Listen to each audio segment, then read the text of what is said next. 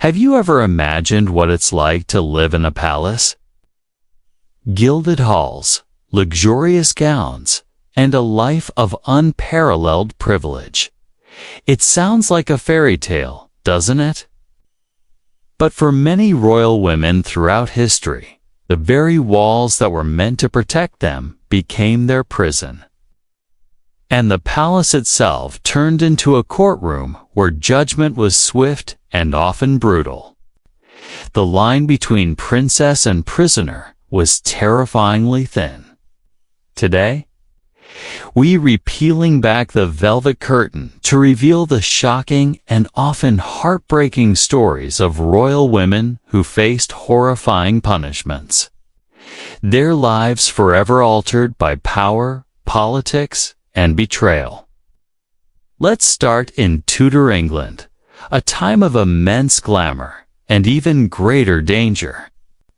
The court of King Henry VIII is infamous, and his 6 wives are a testament to how precarious a queen's position could be. Take Anne Boleyn, for instance. She was intelligent, ambitious, and captivated a king, changing the course of English history to become his queen. She gave him a daughter, the future Queen Elizabeth I, but her failure to produce a male heir sealed her fate. When Henry's eyes wandered to Jane Seymour, Anne's days were numbered. Accusations completely fabricated and designed for one purpose began to fly. Charges of adultery, incest, and even treason were leveled against her. The trial was a sham. Her own uncle, the Duke of Norfolk, presided over the court that condemned her. Imagine the terror and betrayal. On May 19, 1536, Anne Boleyn was led to a scaffold on Tower Green. In a final scaling act of what Henry considered mercy, a skilled swordsman was brought from France to ensure a clean execution. Her crime, not fulfilling a king's dynastic desires. Her punishment was the ultimate price for falling out of favor. Just a few years later, history repeated itself with another of Henry's wives, Catherine Howard. A young, vivacious teenager, Catherine was caught in the treacherous currents of court politics far beyond her understanding. Accused of infidelity, and this time with more concrete evidence, her fate was just as grim. She was barely out of her teens when she faced the executioner's axe. Her story is a tragic reminder that for a queen, personal happiness was secondary to political duty, and a single misstep could lead directly to the chopping block. The Tower of London wasn't just a royal residence, it was a place where queens' lives ended. Let's journey from England to the opulent court of France, to the glittering but rigid palace of Versailles. Here, punishment wasn't always a swift execution, but a slow, soul-crushing isolation. Consider the affair of the diamond necklace, a scandal that ensnared Queen Marie Antoinette. Although she was completely innocent, a victim of an elaborate con, public opinion turned viciously against her. The scandal painted her as frivolous, deceitful, and wildly extravagant, fueling the flames of revolution. Her punishment wasn't a formal sentence, not at first. It was a trial by public opinion. She was ostracized, ridiculed in pamphlets, and became the living symbol of everything wrong with the monarchy. This public condemnation was a form of psychological torment, isolating her within the very palace that was supposed to be her home. Of course, this public hatred eventually culminated in her formal trial and execution during the French Revolution.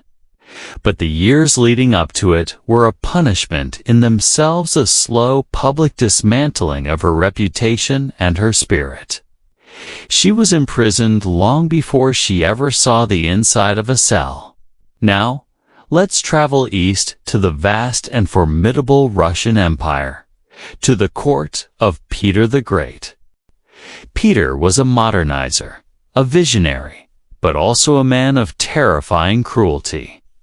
His first wife, Eudoxia Lopukina, learned this firsthand. Chosen as his bride when they were both teenagers, their marriage was unhappy from the start. Peter found her to be conservative and uninteresting, a relic of the old Russia he wanted to leave behind. After years of neglect, Peter decided he wanted to marry his mistress, Catherine. But divorce was complicated. So, what did he do? He accused Eudoxia of adultery and forced her into a convent in 1698. She was stripped of her title. Her son was taken from her, and she was forced to become a nun named Yelena. Her life as a Serena was over, replaced by a gray existence behind monastery walls. For a woman raised to be an empress, this was a living death. Years later, she was implicated in a plot against Peter and transferred to a stricter fortress, enduring even harsher conditions. Her crime was simply being the unwanted wife of a powerful and ruthless ruler. And it wasn't just wives who suffered.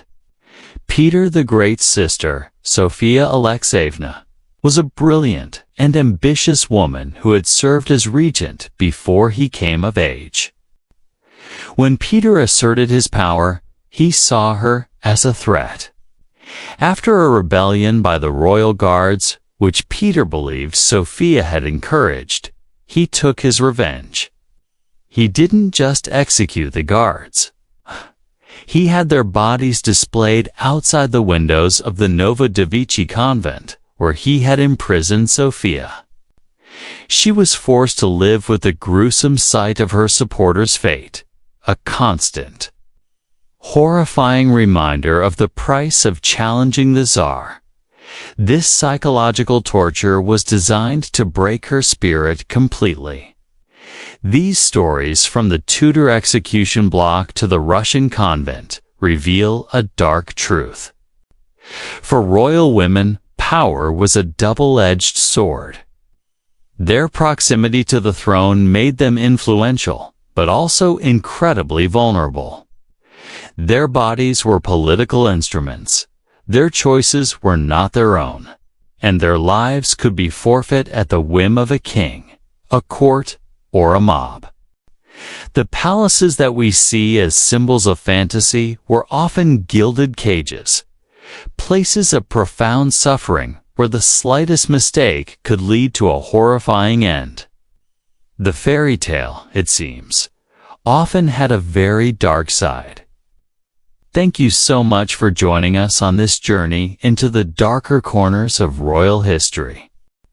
If you found this story compelling, please hit that like button, and don't forget to subscribe and ring the bell for more deep dives into the past. Let us know in the comments which royal story you find most shocking. We'll see you in the next video.